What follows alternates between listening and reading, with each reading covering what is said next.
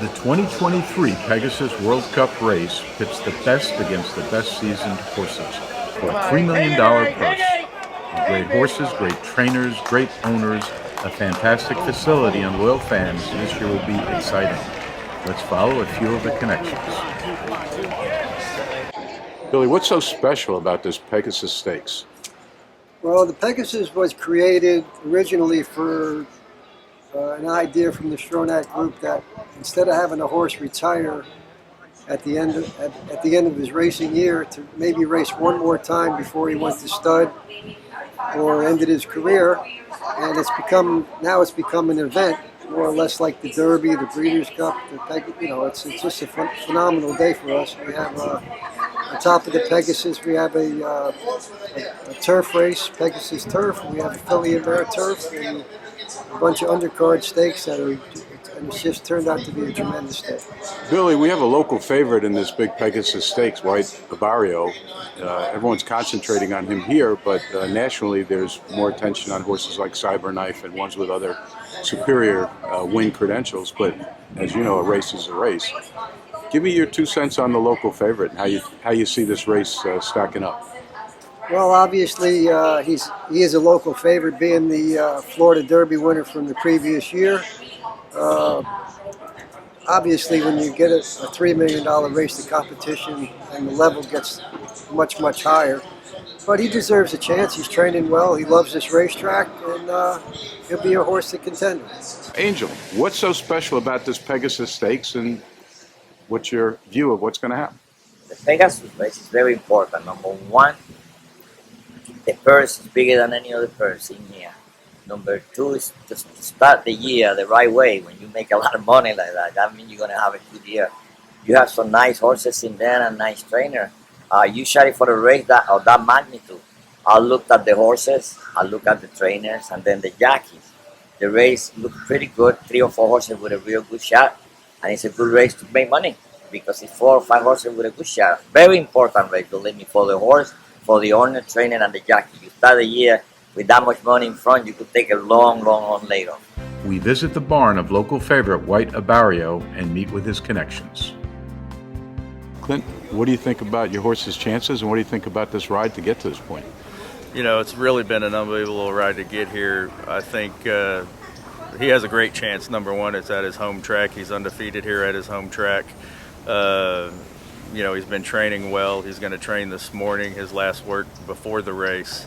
Tyler's coming out to breeze him. So, we like how he's been working, where he's at today, and, we think he'll be competitive.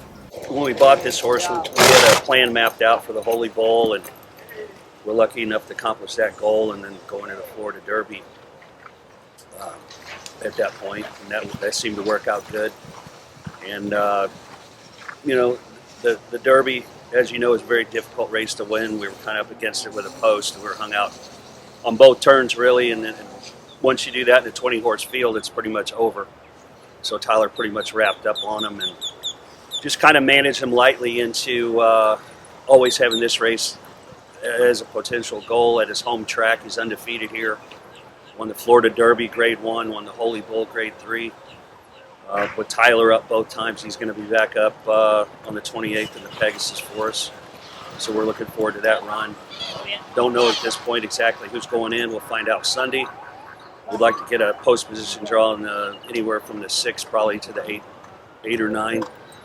Going a mile and an eighth over here, you don't want to have to be used too much to keep your positioning going into the first turn. So the draw is going to be critical here, and to see what other speed is going in with Defunded. So we're looking forward to Sunday and the entries, and think that leading him over out his own stall at his home track is going to be a big plus for us. So we're excited about it. What's your perception of this race being on the hometown favorite?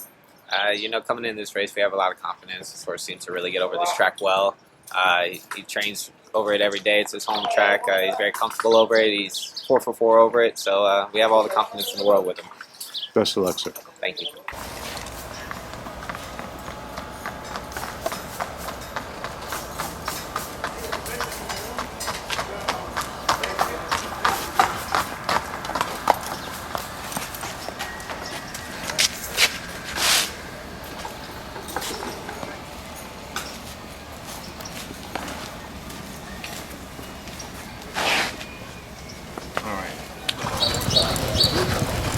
You got from like the 5'8", Tyler, right?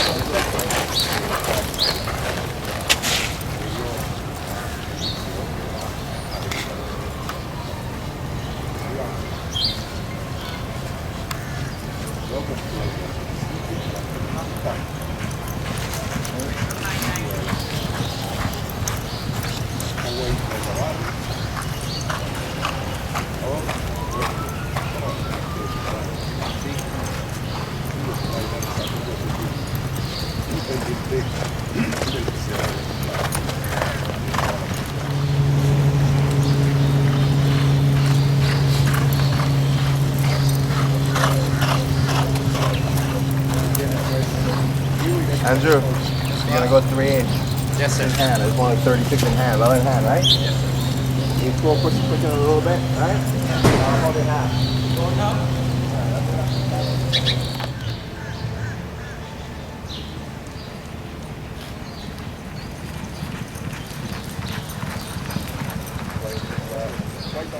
You're the hometown favorite. How is this shaping up, and what are you thinking about this excitement for next week?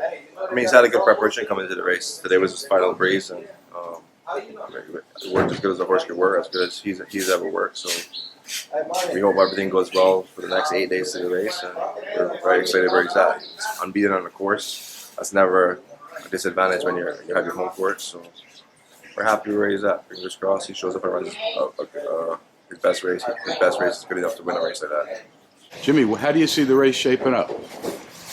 Well, usually on Pegasus Day, the track gets kind of souped up and very speed favoring, and you got to go that angle a lot. I mean, Life is Todd's horse last year, and Big Gray Horse of Brad Cox's the year before that. They just ran everybody into the ground early. I think the track seems to be a little more, from what I've seen yesterday at least, and it's awful close to the weekend. It seems like they got the track pretty fair. I see closers doing all right things, a lot better than in years past. So still, I like White Abarrio. He's fresh, and Saffie's the man down here, and you can't ever sell him short in Gulfstream in Florida, or anywhere for that matter, but especially here. And Baffert, him, you just can never rule him out. His horses are ready, and no one can get a horse to withstand a training better than he can. And if they can, they're over there. They're going to run to the death. So it's going to be very competitive for sure. I'm here with Graham Motion. He's got a couple horses in for the turf, the Pegasus turf. But how do you see the race on the dirt shaping up? Well, the dirt race looks like a very competitive race. My good friend Butch Reed is riding with Biden, who I'll be rooting for because Butch is a good friend of mine from back in Pennsylvania where I am. Cyberknife looks very good. White Abarrio, obviously the local horse, is a very good horse. So it looks like a great field. I'm here at Gulfstream with trainer Dale Romans. The Pegasus Stakes is coming up. What's your thoughts on that race, and who might have the best shot of winning? Well, it's always a highlight of Gulfstream Park, and Cyberknife coming to town. He'll probably be the favorite, I would think. But White Abarrio, horse for the course. Better be careful and watch him. How do you see this Pegasus major race on the dirt sizing up today? Well, I think anytime Bob Baffert ships one in, generally they're ready to roll. So I think Defunded might be the horse to beat. And of course, you got Florida Derby winner from last year, Harlan's Holiday winner. You got Proxy coming in. It's a solid race. Cyberknife. So I think those are the main contenders. But make Baffert the one to beat.